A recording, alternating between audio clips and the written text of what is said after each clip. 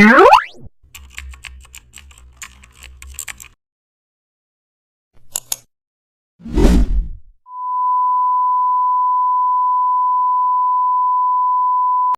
back to the channel and don't forget to like, share and subscribe for more updates.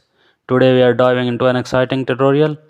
Now open a new canvas, set a light gradient background, blue and white works well. Add main headlines, grow your business digitally.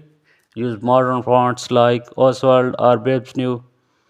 Add icons representing ads, analytics and social media. Use geometric shapes to structure your layout.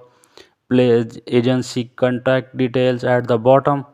Apply drop shadows to main icons for depth. Adjust brightness with curves. Add book here gradient light behind the headline. Include your agency logo with clean alignment. Export for both print and social media. Your digital marketing poster is now client ready.